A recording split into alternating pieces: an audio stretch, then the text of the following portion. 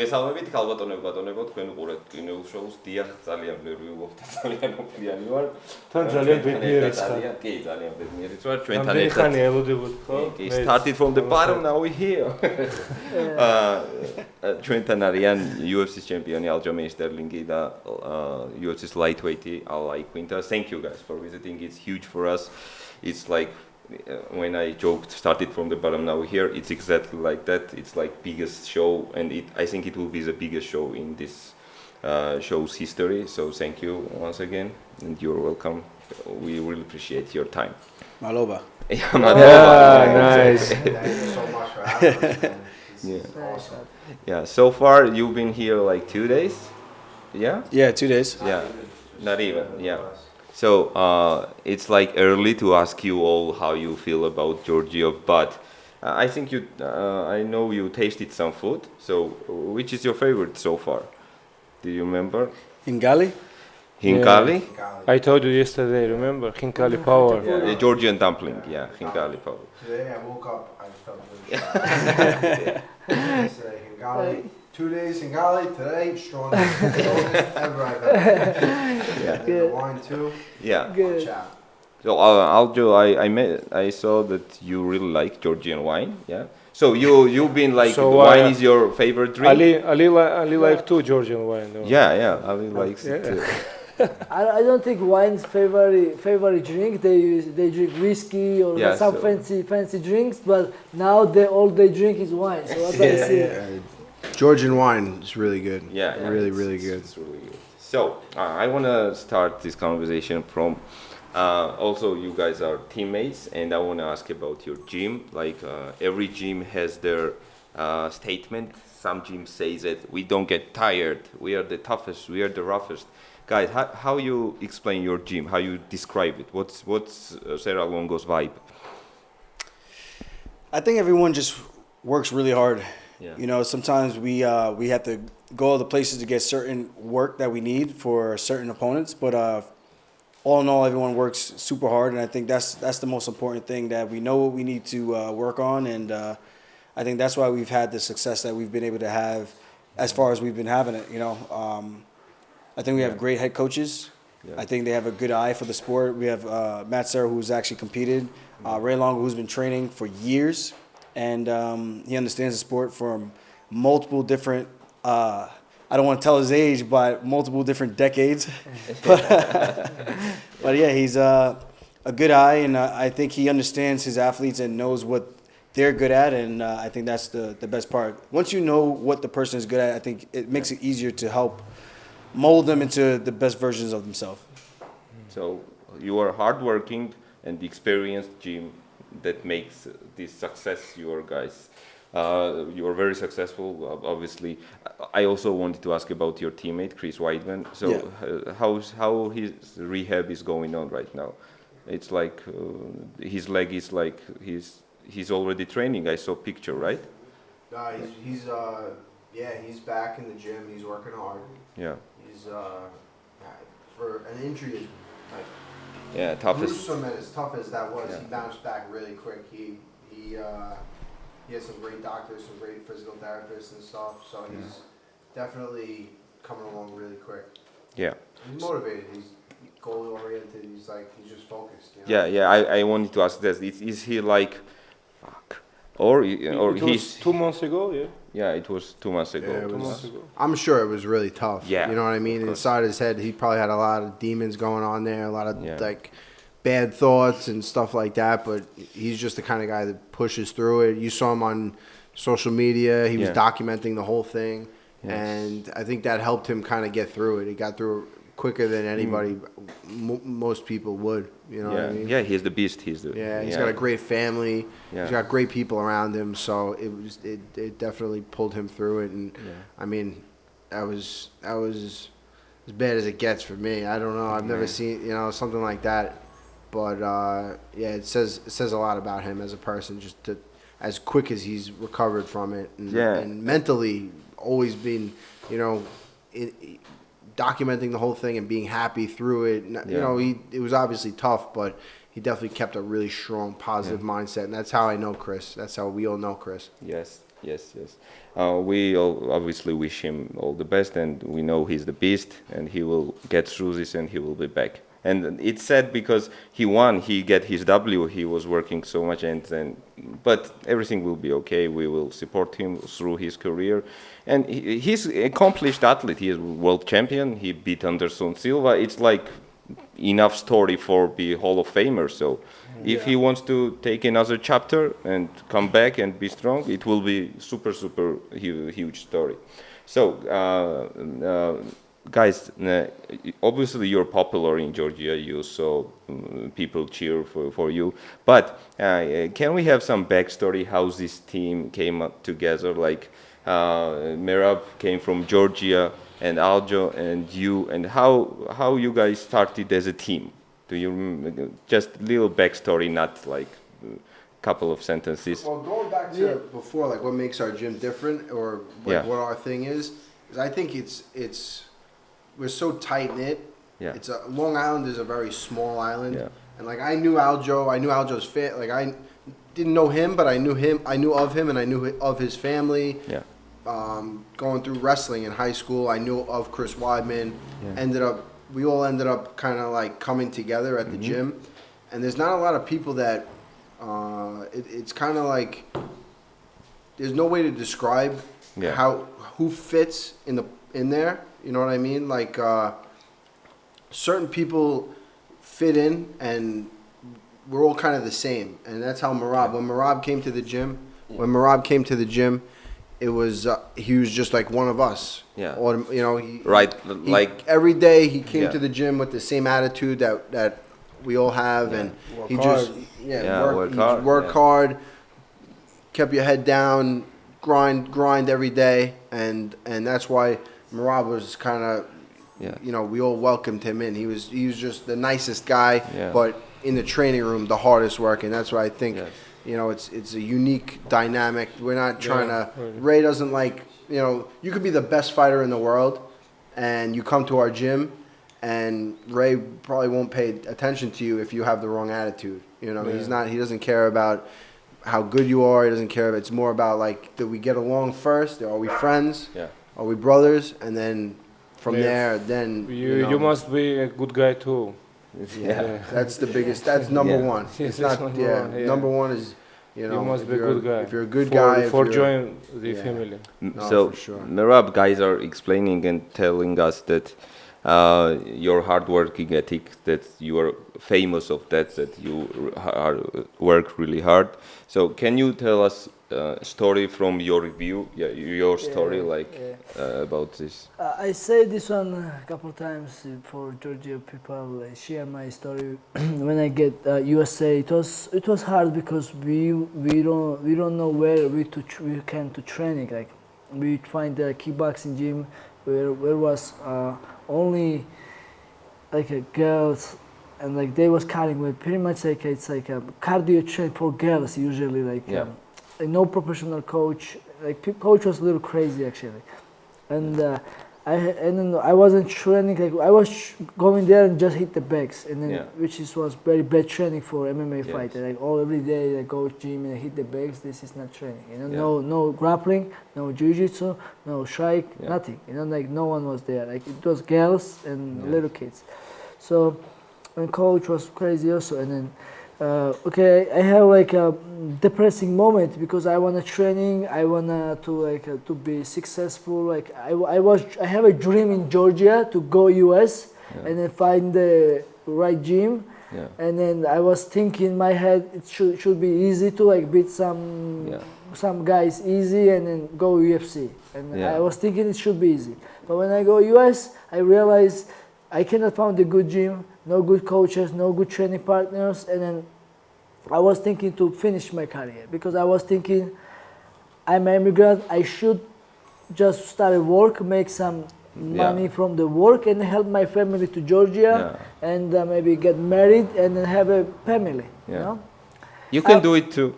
you can have family. So I was thinking this because I break, you know, mentally I break. And then we was City Henzo Gracie's gym, but it was so Henzo Gracie's? Henzo Gracie's gym. Henzo Gracie team and our team, we were friendly because Metzela from there. Yeah. So we are friendly sometimes. And then and then that time the Renzo Gracie's gym, they have more like jiu-jitsu. They some guys fighters, but they're not like really fighters. Yeah. And it was very far from our house, and to go Manhattan to training there, you need money and you need all day. They have like a middle day, like 12 o'clock training, you know, like you cannot go 12 o'clock. If you have a job, you cannot go every day because you need money and you need the free time. And I don't have a free time because I was starting work after 6 months. I was broken. I spent all my money, whatever. So, and then, and then we met Chris Weidman was training some specific workout in training some with Devin Brach. He was training some specific moves there. And then we know, and he was with Ray, and we know Ray, of course we know Chris Weidman, but we know Ray because David Kashalashvili, he fought Eddie Chuck Gordon, and Eddie Chuck Gordon was from Serra Longo. Yeah. So and then when we see Ray Longo, oh, this guy very good coach, Italian mafia, something like this. Mafia is not real. We don't talk about. Longo is like a serious man, you know. He's not like a, you know, like.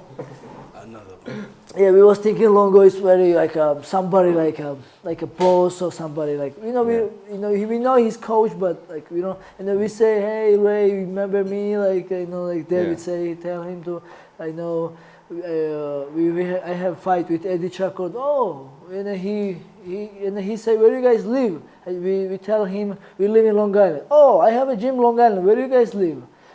We say we live in New Heights. But oh, it's very close to my gym. You should guys come with us. Come in our gym, and then like that was it was really we find the MMA gym, and then once I walk in and I see they have a cage, old gym, that was old gym like before Ramon, they have a cage, and when I see they have octagon inside, and I was happy, I realized, and then of course, and I was UFC already, he was training back to back, he was getting fights. Aldo was still CFFC champion at that time. And he was getting ready for UFC. And I remember my Ray Longo told me a couple weeks later, now you got to sparring 1 round with Aldo. Yeah, I remember you told me that. Yes, and I want to ask about, so he said that I thought that I was strong guy, I'm ready for everything. And when I spar Aldo, I was like, oh shit. That's not good. And I wanna listen your side of that story. Can you tell us what was your first sparring with Merab? How went? Honestly, if I'm being honest, I really we spar so many times. Of course. Remember, but I could tell you one thing. I know it's always a crazy pace. It's always a crazy pace every time, no matter what. His pace is so. It's like when your last fight.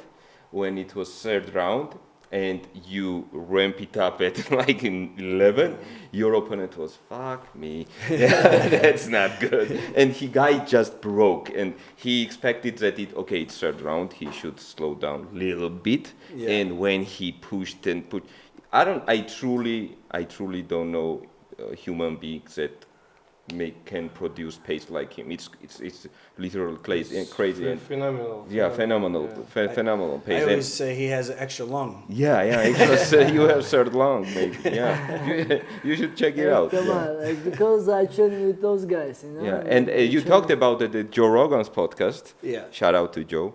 You said that you wanna have good cardio, train, get yourself a Merav. That was like the quote you said, and we were very proud and we were very thankful for you. And that was the phrase that kind of was the punchline for us, and it became a popular.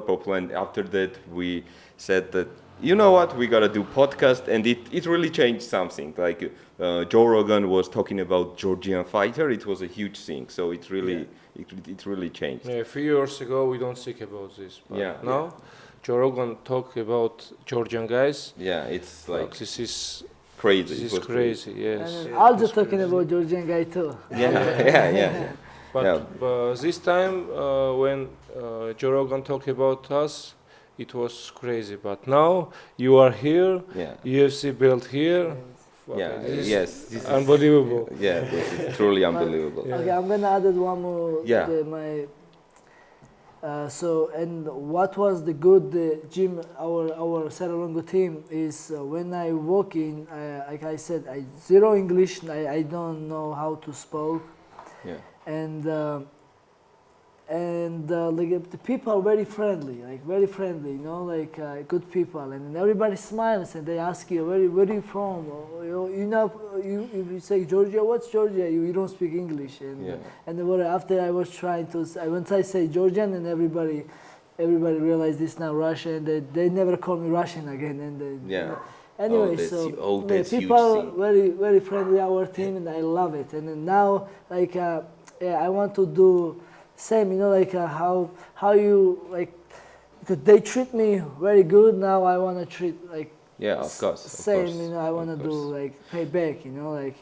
They take care of me. I have to try to pay because I feel like a family. Guys know you've been immigration Russia. Yeah. You it's very hard leave your country. You are far away from your family. It's very hard change city. You see but now, when you change we all know it's too much. It's very strong. It's very hard. It's very hard. We all know each other. We all know we have new friends same language. It's then now go different country, different culture, and totally different rules. Yeah. It's totally different rules, bro. And then I have a fucking no English, no papers, I cannot technically work legal and do anything, no driver license. So it's everything. You gotta start from zero. You don't have nothing. That's the thing. When we always at our gym, there's always people coming from. There's Russia to Chechnya, right? Yes. They come in. We don't understand. A lot of them don't speak English, but it's kind of like the same language, fighting.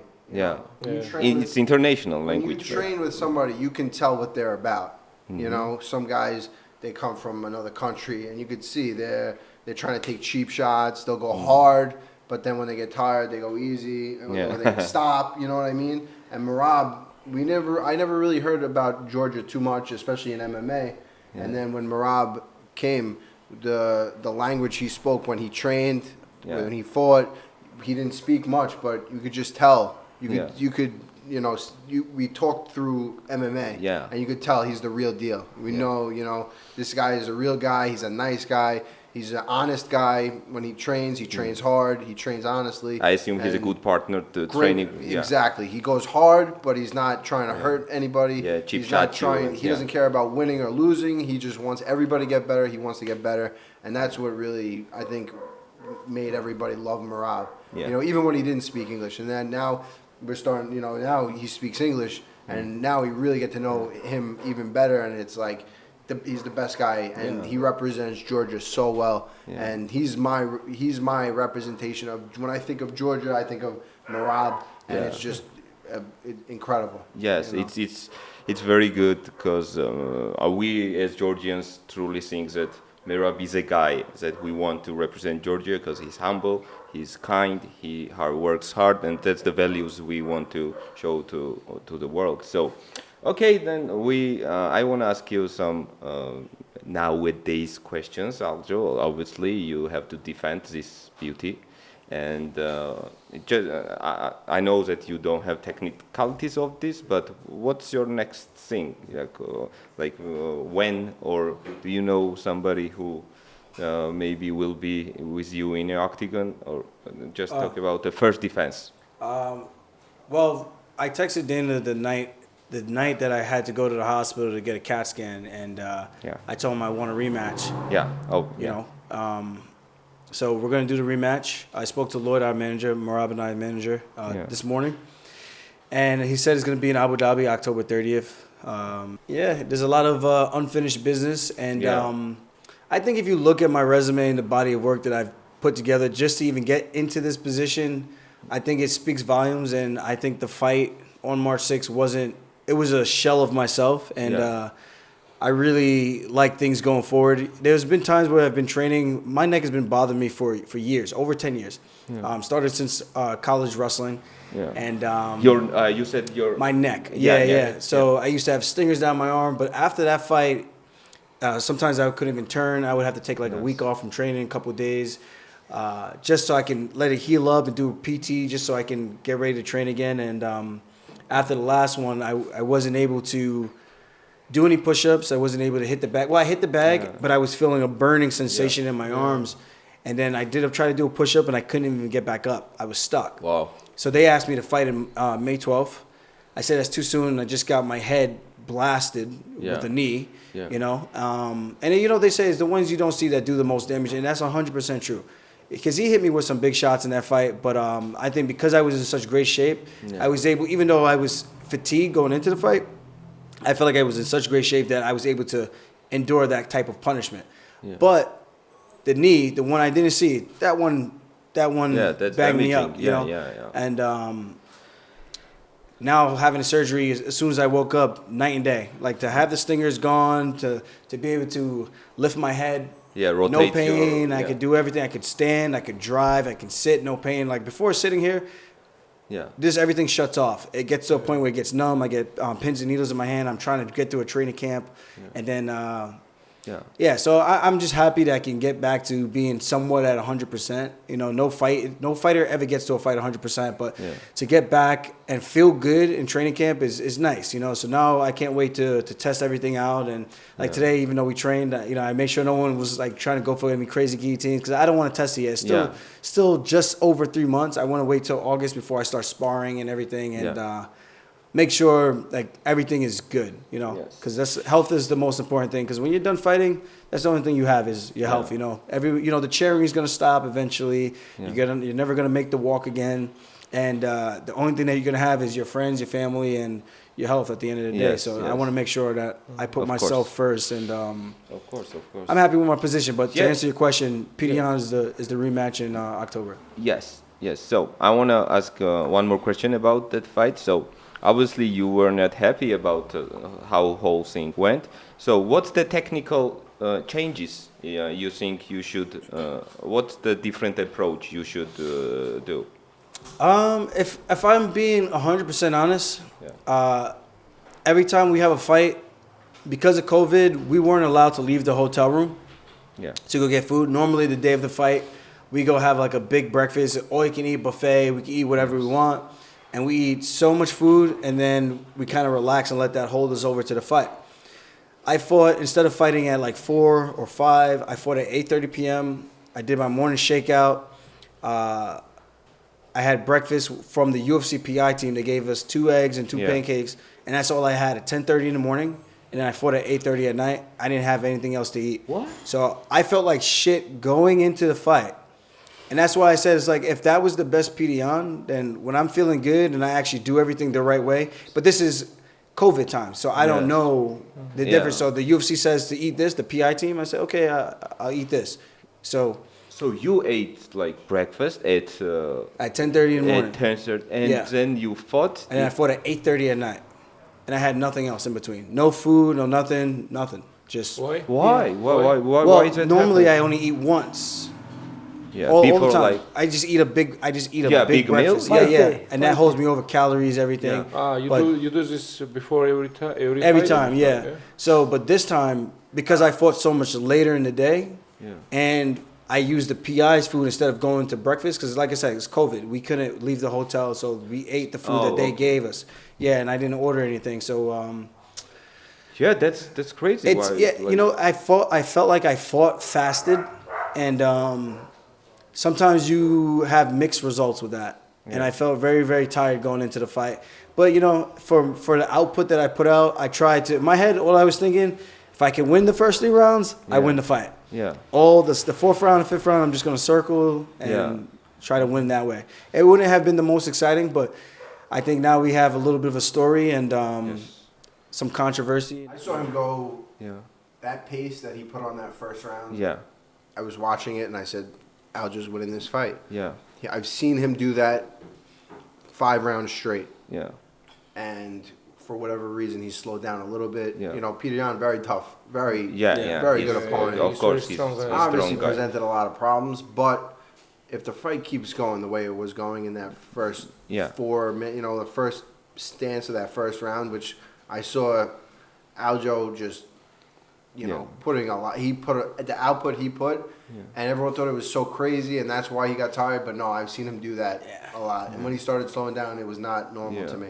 So I think there's just a few little changes, a few, you know, pre-fight things, and a few technical things. Yeah, and obviously you have to eat before the fight. Yeah, of 100%. You could always change technical things. Like I could have now in hindsight, it's always 20/20. So I look back now, and I'm like, well, if I knew the fight was gonna go like that, I could have just stayed long, just used my jab, stay long. It would have been a much more boring fight. But you know, I could have done better conserving my energy. But that's hindsight going forward. You know, in my head, it's like just score as much points as you can score, and then try to win that way. You know, but I've done that against Pedro Munoz. We've done sparring sessions. I use 2, sometimes 3 different people. Merav has helped me getting ready for that fight, and you know, I can keep that pace. So when we go again, we'll see. I think he's smart enough to make the adjustments. And I think that's why he's training so hard since like the fight was over. But he's a tough dude. But I think I just have more tools to win.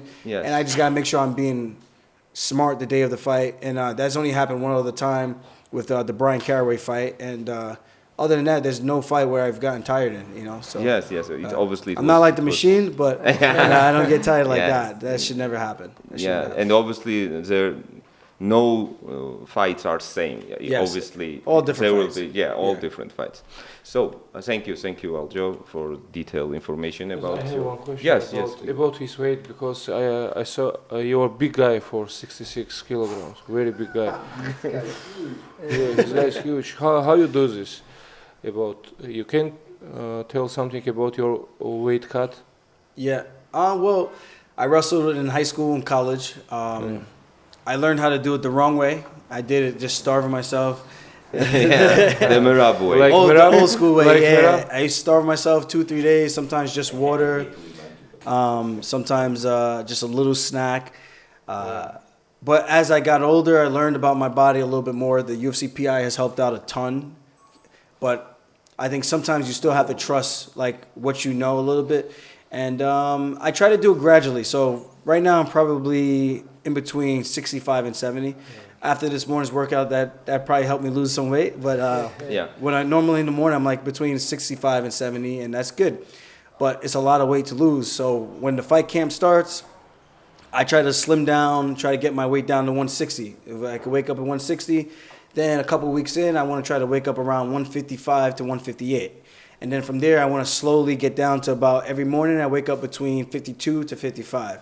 And then fight week, I want to wake up between fight week. I want to, like Sunday of fight week, I want to be about 150. So I'm 150 by Tuesday when fight week starts, when we get to the fight. Hopefully I'm like 46 or 48. And then from there, get the weight down. And usually the last like 2 to 5 pounds I do in the hot tub. The last one I did 8 pounds, which was the most I ever did. But it came off right away. 8 pounds is how many? 8 pounds 4 is kilos. 4 kilos. About 4 kilos. Like 3.8 kilos, 3.7, something like that. 3.7, Because 1 pound But almost. But he never had problem doing that. We never saw like he missed weight or something. I always try to smile to make it look like it doesn't hurt, but it hurts. Is it like really important to look good on weigh-ins? It's like psychologists think that when you are sucked in and it's like people help you to get on a scale. It's bad, right?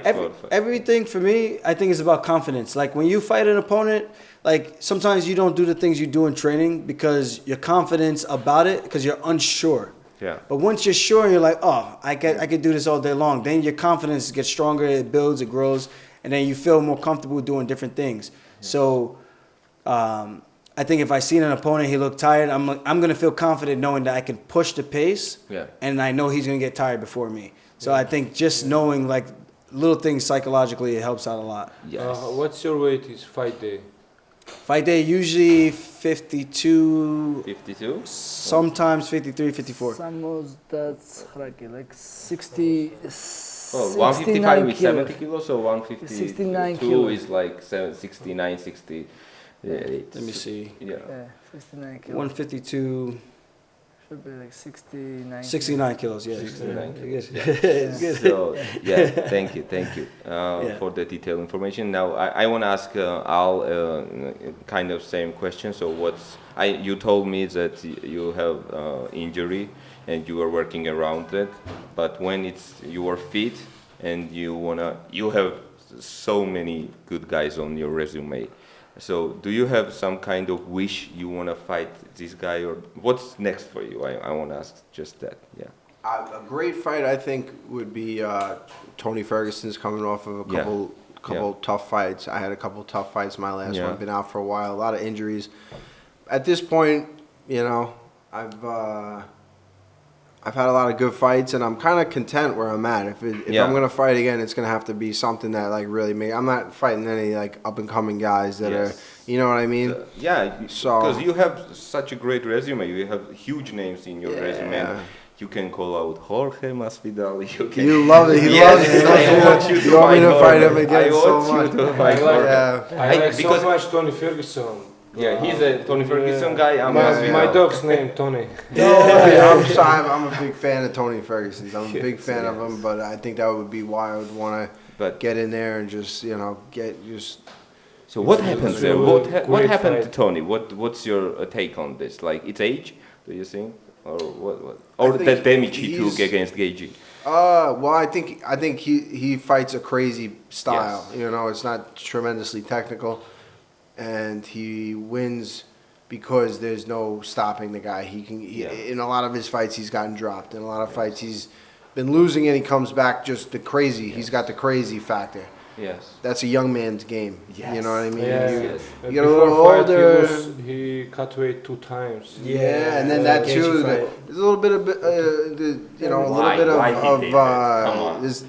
it's an IQ game too. Yeah. Fighting is a smart man's game. Crazy. If you're gonna cut weight for no reason, I don't know. That was not a good idea. Yeah, that was kind of silly. Like, Khabib, where are you at? I'm 55. Like, who cares? I understand that he was trying to do a mental trick. But I think it kind of backfired on him. Yes, but it's bad for him. Bad for him. Like, it could have been. I understand his train of thought doing that. He wanted to make the weight anyway, show that he's iron and nothing could stop him. But I agree. Yeah, it was a little, and then to go right into the Gaethje fight. He looks tired. Gaethje, he looked flat. He looked slow compared to what we know him. And he wasn't able to, when he got hurt like he does in the previous, every other fight, the Lando Venata dropped him. Barbosa was, hit him with some big shots. Dropped him twice. Anthony Pettis, you can only take so many of those and come back. Gaethje didn't hurt him any worse than these guys did in the beginning of that fight. The only difference was Tony Ferguson, I don't think at that point could couldn't come back and make yes. 37 years old for 155. You can say that it's a problem. It's a problem, and yes. So it's Georgian wine. Actually, we have to do our Georgian tradition. So outside Georgian barbecue, Georgian wine. Tamada who speaks. All about we gotta go somewhere. It's family, Yeah, it's family based thing. So yeah. Zuka is here. Where is Zuka? Where is Zuka? Where is Zuka? Dude, where is Zuka? Dude, where is my car? So so I have some hot topics about MMA and UFC. Just want to ask you rapid fire questions, if you don't mind. So. First is what, of course, I have to ask about Conor McGregor's leg and this whole thing that McGregor Poriya is 3 and things. Do you guys think that he's done? Yeah, because it seemed like after that injury, I don't think he will be the same at all. I think it's too much for him, and he's not old, but Is this too much uncomfortable? Yeah, it's very yes. And what he was doing wrong? Obviously, guy won only one fight in 5 years, And what went wrong? What do you guys think? I mean, for me, I like Conor a lot. I think he's did a lot for the sport. Yes. Helped bring a lot of eyeballs to the sport, new people, new sponsors, and all that. But he did all his best work at 145 at the featherweight division. He won the belt, champ at 155. He beat a guy, Eddie Alvarez. Tailor-made matchup. Eddie Alvarez is no longer in the UFC, and not because of his skills, so to speak, but Eddie Alvarez isn't like the most technical guy at 155. He's more of a brawler. Yeah. You know, he had a good shot against Dos Anjos, won the belt. And I think it was just one of those. If it was Khabib who won the belt and Conor fought him, can we say Conor wins the belt and becomes champ? I think not, you know. So I think it's just one of those rare opportunities, and he capitalized on it. I think he's still good. There's some guys he can beat. But I think that 155-pound division, there's a lot of killers at that weight, man. There's a lot of good guys. There are too much lions there. Yeah, so I just think the whole thing with his leg, that's a freaky thing to happen. I know he had some preconditioned stuff that happened in training, but, you know, that could have happened to any one of us, you know? That's part of the game. Like, you should know whether or not you should go into the fight, if you're going to be compromised or not. Now, you go in risking that type of injury. And I know what they say, there's no risk, no reward. Yeah. But that's a risk that now look at the risk. You know, Do you think it was weight cutting issue, his leg? No. It went up a weight class. Yeah, I don't think it was weight. He looked bigger, but I don't think that was like... Like when you... No, I'm saying that because of bad weight cut, your bones can dry up and you may... No, I don't think so. So last 6 months or maybe years, too much times fighters broke legs. Yeah. Yes. Why is this happening? What is it? What is the new craze of these? The calf kick became huge. The calf kick is a big technique now. 5 years ago, 5 years ago, no one was nobody used this. Yeah. I was training with a wrestler years back, Jason Layton, and he threw a leg kick at me, and he hit me in the calf, and it hurt so bad. Yeah. And I was like, you idiot.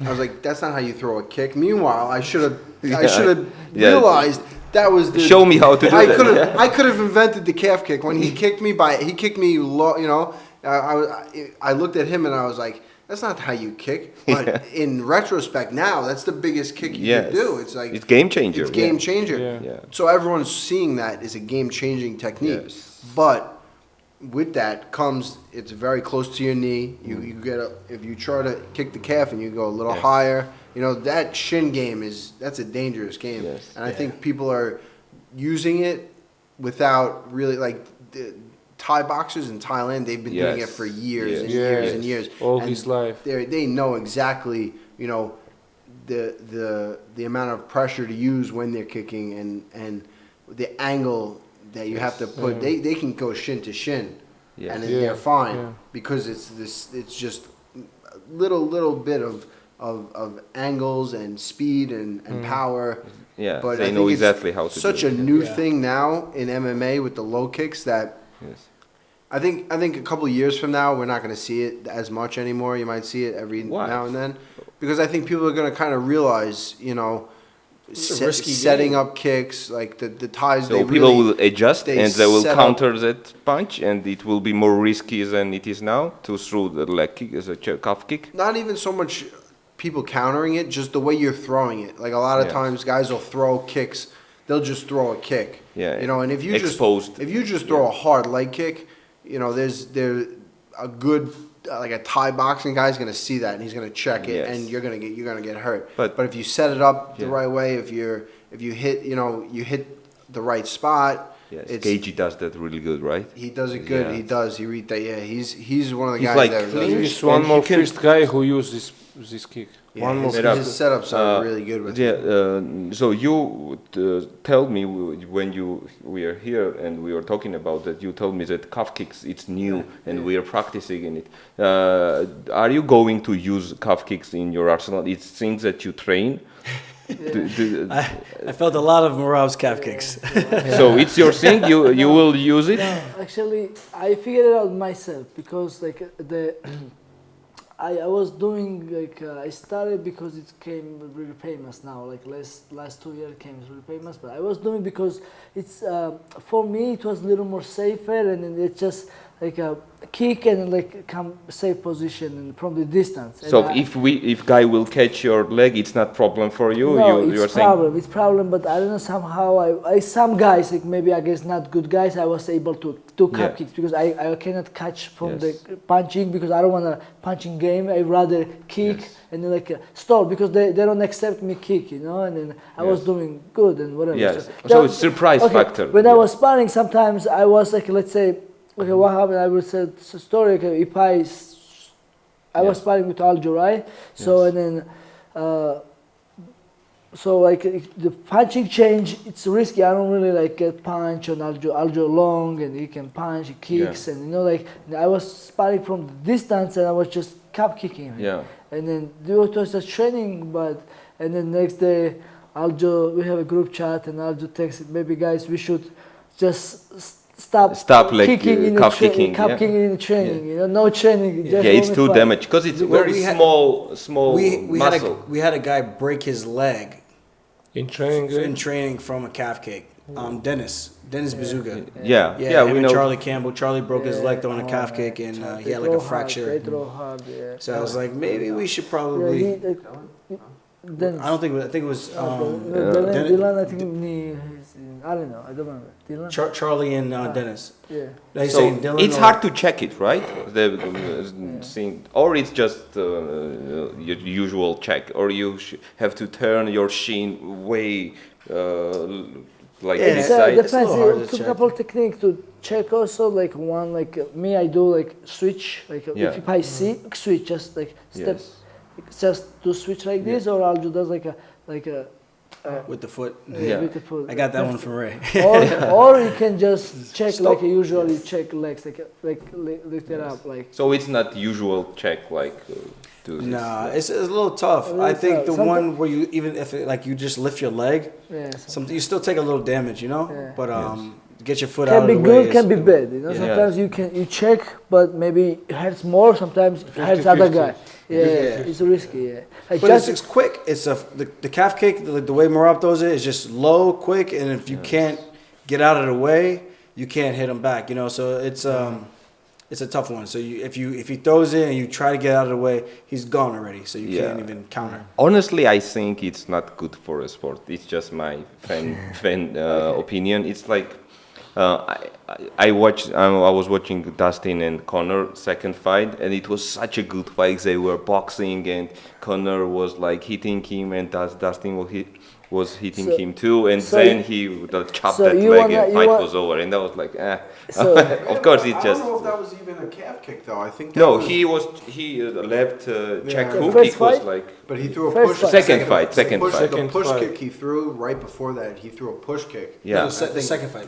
Yeah, the second fight. Not the third. Yeah, the second fight. No, I was when he just chopped that leg, and it was like Conor. Stumbled a little bit. I don't know. There's something about that. It's like it's like a tough guy. It's like a tough guy game. There's definitely like predisposition to some people. They can't.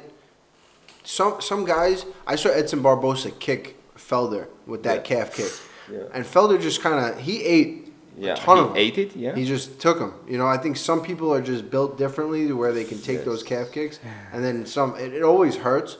But certain guys can take them better than others. Yeah, Nate can take it. So I saw like when Conor was kicking that leg, it was like how you can handle this. That was like. And Nate's last fight too. So. Leon Edwards really kicked the. Very so you don't like cup kicks because maybe fights can stop early. You wanna see more. And it's like it's little muscle. Very little muscle. It cannot. MMA, you must use all technique which you have. I like it. At first, I agree with you. The same. I used to think the same thing. It was like, oh, come on, just fight. But now it's like. You gotta be smart. Yeah, you gotta. You know who. If he's gonna calf kick you, you can calf kick him back, and whoever's got the best, who's stronger, it's like who's the strongest. You know what I mean? That's the whole game. Stronger, like you said, smarter. Yeah, the muscle is so small over there too. So if it starts to swell, it's nowhere to go. There's nowhere and to go. It just so goes sometimes numb. they might have to cut it open. The what's it? Carpamental syndrome.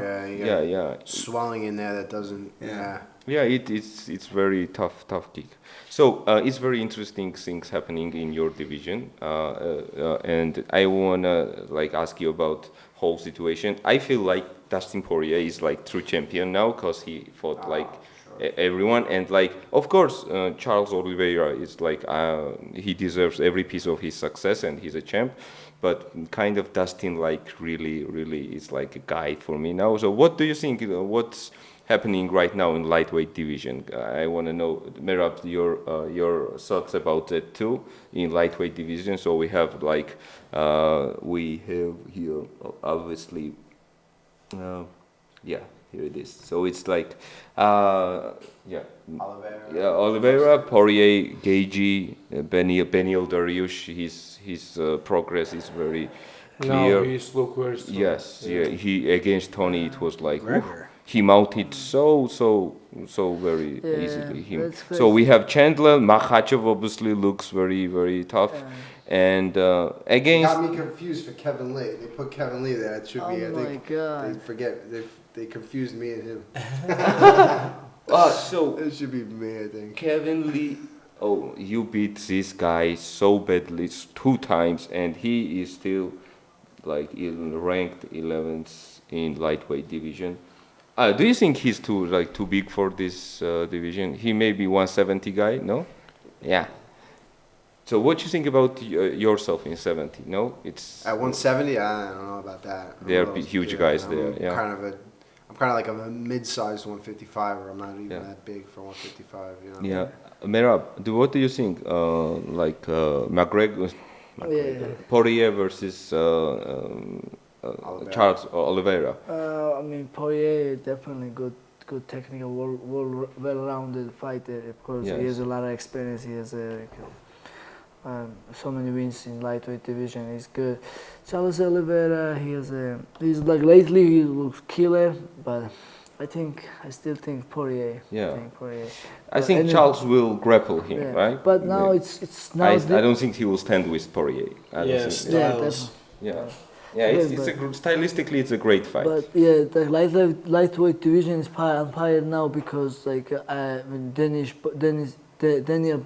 Dariush. Yeah, it's good, very strong good, guy. Yeah, very strong. And then Makachev, I heard like so many good things about Islam him. is very strong. Yeah, like only guy who was winning rounds with Khabib, he was the Islam Makachev. Yes. So it's confusing to me that he's number 5 though now. He beat a guy that was number 15, and now he goes up to 5. Like him versus Gregor Gillespie. I don't know how that's going for Makachev. That would be a great fight. I think that should be the next fight. And I think Islam should be ranked number. Where's Gregor? I think Islam Gregor's should be 10. ranked 11. Islam 11. He should be. Gregor should be 10. That'd be a good fight because I think that's, I think that's good. Yeah, he's strong, but he's not fighting top guys, right? No, he's not ready for fight. Up to 5 for that. Yeah, top 5 is like belt contender, right? When you're top 5, Well, you look at the guys at the top 5. Poirier, Gagey coming off of a loss, Dariush coming off of a win, Chandler coming off a loss in the title fight, Makachev. Yeah. Then you got Ferguson coming off a couple losses. Dos Anjos, I think he's coming off of a loss too. And Hooker coming off a loss. Like, there's a lot of guys who aren't, like, on the upside in terms of being in that top 10, top 15. Mm-hmm. So a guy coming off of a win, Gregor Gillespie, would make a ton of sense. And this guy can grapple his ass off. Oh, grapple. Gregor just beats... damn, that's a good question. Gillespie? Tough guy. Yeah, he beat someone solid. Like a Thiago Moises kind of guy, right? Yeah, I just can't forget his name. I forget who did he beat. But that would be a great matchup. For Gregor to win his last fight, I think the Kevin Lee one sticks out in all these. I don't know who makes these rankings, but I think that one sticks out in his mind. He just got caught. He very easily could have won that fight. You know, if he would have taken him down in the beginning, it could have been a lot different. Diego Ferreira. Oh, yeah, that's a great fight. So hold on. So Diego Ferreira is above Thiago Moises, right, on the rankings right now. But Gregor beat him right? Yeah. And then Islam And beat finished him. Moises. Yes. So why isn't Gregor at 5? Yes, sometimes Makes it no just sense. makes Silly. no sense. Popularity I think contest. it's the Yeah. Khabib factor. Yes. He's got Yes. Khabib behind them. Everyone thinks. Yes, that, and I think they are using to build fighters. Yeah. Like It's you, okay. Yeah. It's okay. I'm not saying that he's not good. I think Makachev is very good, but I just don't think for them to go, like I was saying, to go from, what was it, 14 to now number 5? That's kind of crazy. Yeah, that doesn't make sense to me. Just give him the title shot if that's the point. Like, what are we talking about? What's the point? We're gonna just skip that many numbers. Yeah, so I think they want him to be. They want him to be up there. They want him to be up there. yeah, just grab it and you can pull it to you. Pull it this way. Yeah. So, you are saying that Poriya is favorite against Oliveira. What you think? I think if you look at Poirier's last fight, not his last fight, the one before that where he lost to Khabib. Yeah. You look at the jiu-jitsu factor. Yeah.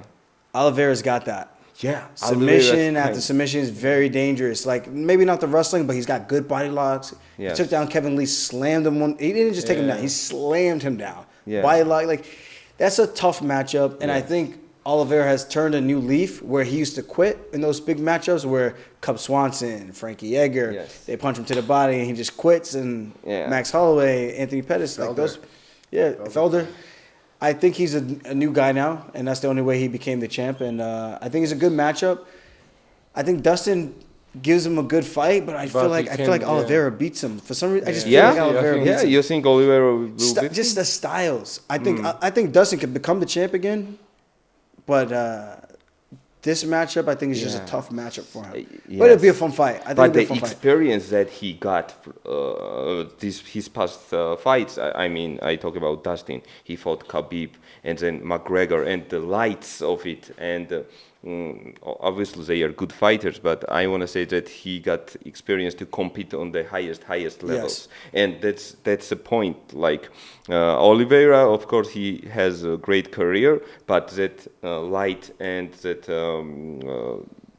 the popularity of Dustin Poirier's fight, like, truly gives, I think it gives fighters an edge, and it will be huge fight, embedded countdown, and it will, like, Dustin is been there. That's what I'm saying. Years. That first fight, he got his first taste of that. The first McGregor fight. Yes. You know, he kind of learned his lesson. Yes. And now he's been in these last 3 last fights have been huge. So he's definitely not going to get nothing's going to shake him at this point. Yes. That's the point I want to say. When Conor grabbed the guillotine, I don't know anything about jiu-jitsu. Was it tight at first? I thought it was good if they were in the middle of the cage. Yes, but Dustin used his finger and he had some leverage because of that. The cage helped him out. Yeah, because the cage kind of saved him, but then helped him at the same time. If it was in the middle and Conor could have used the open space to kind of sit to the side, I think it gives him a better chance to get the leverage. Yeah. But then again, Conor's not a jiu-jitsu guy, so it's like you're throwing up kind of a Hail Mary early in the fight, which it was like it was very funny because Conor was talking like submissions don't count, and who shoots first. Imagine he wins and that, then, in his it doesn't count. You don't win. It doesn't count. That's stupid things to say. What do you mean submissions don't count? Of course they count. So I wanna, like, there is our we do this thing, one sentence review. Pull this over. We do this one sentence review. So let's start in bantamweight. It's Merab's and Aldo's. So I will say fighters' name and just one sentence review. What you think about him? So let's start. Kodistaman. What you think? Merab and Aldo. He's good. That's Merab's gonna be. That's one sentence. We are doing one sentence. Not bad and good. Sometimes maybe good, sometimes maybe shit. What about Kodistaman, Aldo? I say strong, explosive. Kyler Phillips. Good footwork, untested on the ground. Yeah, he runs too much. So if I catch him, I will finish him. Yeah. He runs too much? He runs too much. He's running too much. Okay, And then, I will catch him somewhere. And then that's it. Marlon Vera. Well, I don't know. I mean, he's good in technique, but He shot that your guy. yeah. Chico. I say he chokes when it comes to like the big fights, like Yeah? the ones that can put him On a map? in like the top 5, top 10. Yeah. You know, but other than that, he's 10 now. Yeah. Wait, no, he's not 10. He's 13. He's 13. Yeah. Yeah. I think he just kind of chokes when it comes to those big matchups. Okay. Jimmy Rivera. What do you think about Jimmy Rivera, Mera? Yeah, Sean, good stand up. It's hard to take him down. Yeah. And very. You will take him down, come on. No, if Aldo don't take him down, I'll just try a couple of times very hard. But my wrist was also Yeah, I that's think before my only surgery. one time the UFC only Cody Stamen take him down 1 second and then he get up. Only one time he missed, the Cody Stamen take him down. And other than this, okay, so it's good. Yeah, good he's strong. but- He's strong guy. Yeah. Yeah. So Rafael Asuncao. Oh, very good jiu-jitsu, weird style stand-up. Weird style. stand-up? Weird Yeah. because a good stand-up, but weird like it doesn't look like a very good, but when you fight, it's hard to get him touch him, you know. Merav Dvalishvili. What do you think about Merav Dvalishvili, Aljo? Cardio machine, good takedowns, good Yeah. pressure. Okay. Good luck. Good Good luck, guys. luck.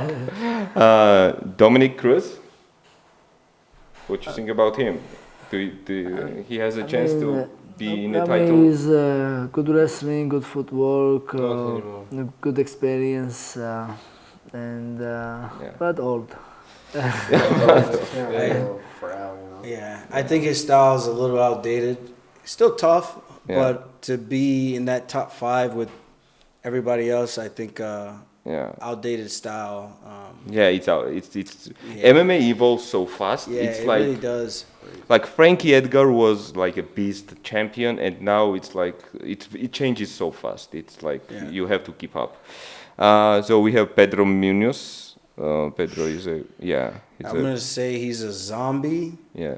One of the toughest guys I ever fought, and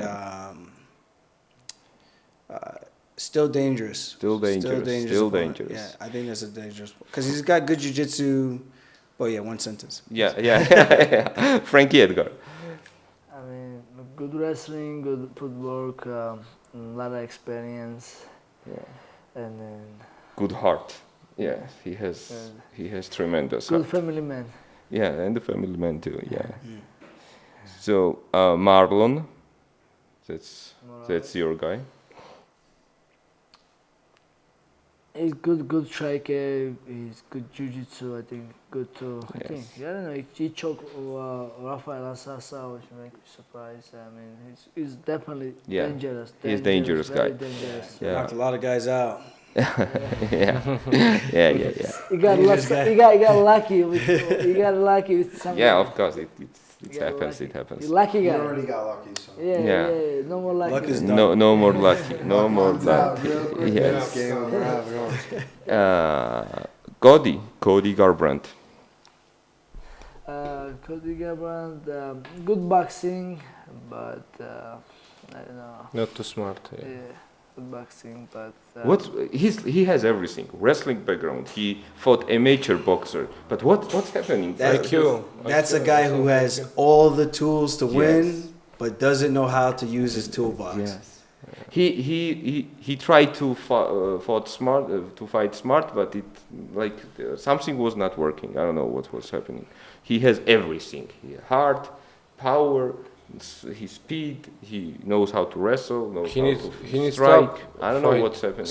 Like smart guy, he need to fight like crazy guy. I think he needs to change him. I think he needs to change him. So we have Jose Aldo, obviously the legend. Yeah, what to say about him? Rob Font. 4? Aldo is 4. In your division, he fought only twice. He beat Cheeto Vera. How's he 4? Yeah, again, rankings. Popularity contest. Yeah, I don't popularity. understand. Yeah, He's yeah, a tough guy. Yes. Good hand speed. Yeah. That's crazy, man. Like, I'm still looking this, and I'm with them right there, number 10. It's fucking crazy. Unbelievable. Isn't that crazy, Merav? Brother, You didn't even think, you know. No, you knew, but you didn't. No, brother. Like, and it's, you see now, you see number 2, number 1, and you're gonna say the same thing when you're there too. So. Yeah.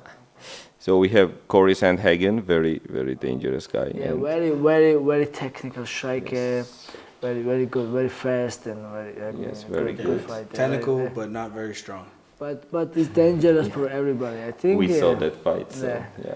I think it's gonna be a problem for a lot of guys there. A lot of guys. You grab him. No Aldo, problem. do you think it was your best performance? No, it was too. I think my best performance was maybe the Pedro fight.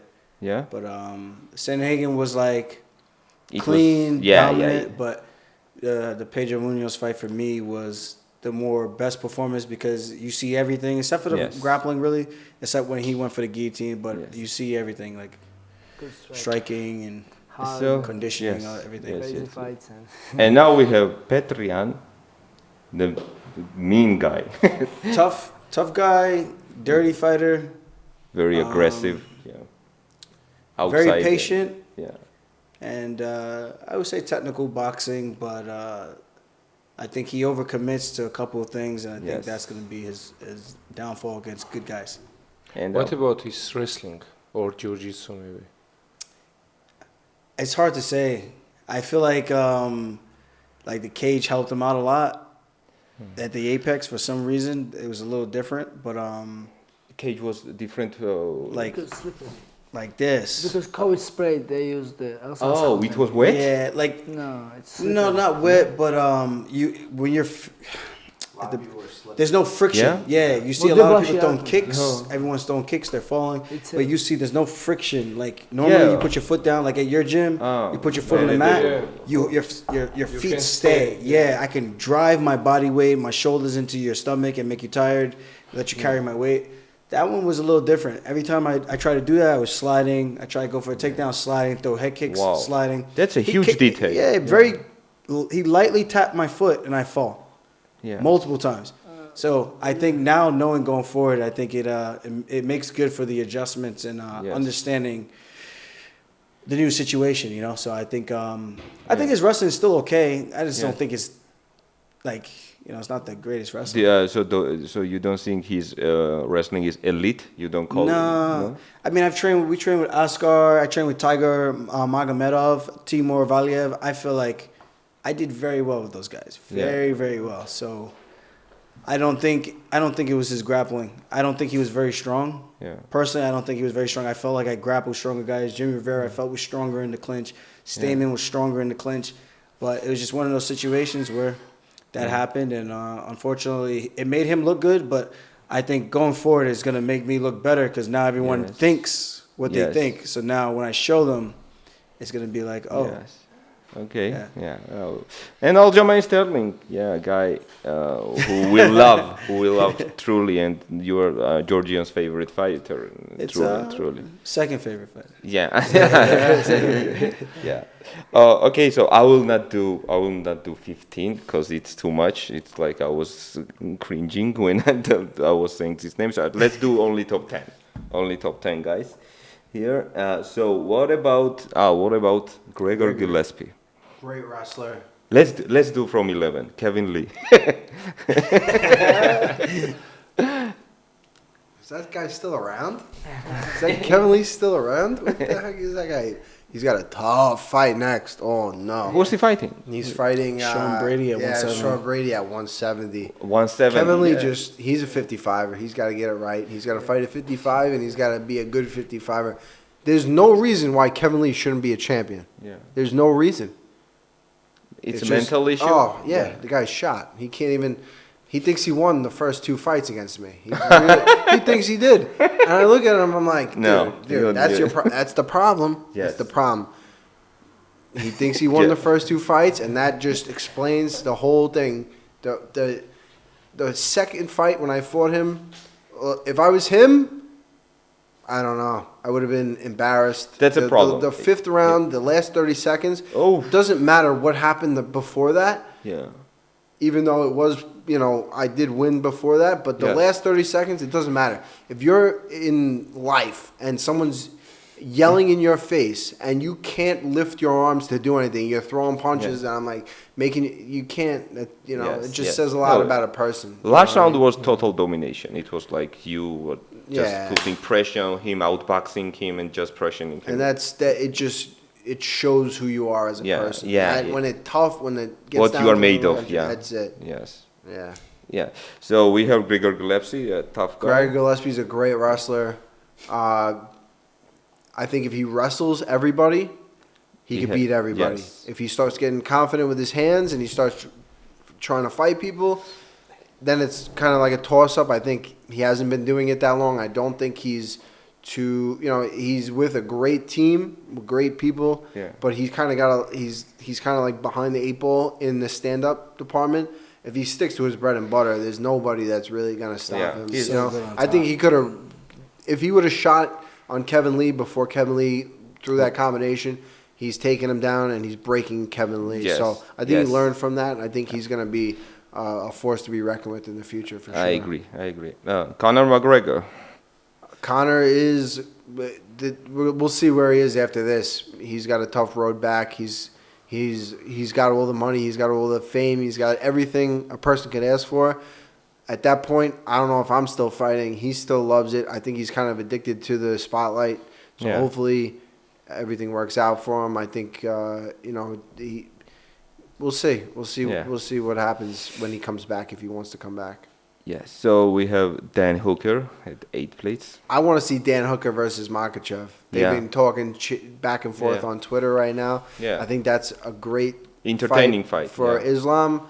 I mean, not a great fight for Islam. I think it's a good progressionary fight for Islam, but I think it's a tough fight for Islam. I think it's Dan Hooker's freaking tough. I know because he beat me up a little bit. 2 años, Rafael. We'll see we'll see where he's at. We'll see when he gets in there with a top 155 or where he's at. He's been bouncing around. He hasn't really found a home. I feel like if he really wants to be at 55 and he puts together a few good fights, I think we'll see. Tony, I'm a huge fan of his. I like the way he fights. He's always exciting. He's the comeback kid. He gets, he can take it and he can dish it. We'll see what happens in his next fight. Whatever happens, he's the last one was definitely tough. The last couple were tough. He didn't look like himself. I hope he gets back to the old Tony Ferguson and puts on some good performances. Yes. So we have Islam. I don't know if he's at number 5. I got to be honest with you. He's very, very good, but I want to see him get tested against some guys stronger. I think Kevin Lee would have been a great fight for him. I think that next Kevin Lee versus why not? Islam. I think that'd be a good great one. Fight. Fight. I think Gregor versus him. I think those are two fights that'd be really cool. Yeah, good. Michael Chandler fought only twice in UFC. He's number 4. Michael Chandler, incredible athlete, explosive. He's like a fitness fanatic. Always in shape. I watch his Instagram and I'm like, this guy's unbelievable. He's throwing the great medicine balls, jumping on the plyometrics, doing all that. We saw against Oliveira, he landed a big shot, and that could have went either way. Almost so had him. At the top level, he's number 4. He could have very easily. He was right there. So, I mean, he's right up there with the best of them, definitely. Beneil Dariush, I question a little bit. I think he beat Ferguson. He looked amazing against Ferguson, but I don't know if that was the best Tony Ferguson we've seen coming off the loss. So his next fight is going to be a big one. We'll see who he gets next. I think he gets Gaethje. I think that would be a good fight. I think that's a good fight. Gaethje again. I think he exposed himself in the jiu-jitsu. I think his jiu-jitsu is close to nil. So if Beneil Dariush can get him down, and he has great jiu-jitsu. You know, a guy like Gaethje, for so long, the aura about him, he was just such a killer, and the boxing, the kicking, the legs, you're just so scared of all that. And then a guy like Khabib takes you down and kind of makes you look amateur.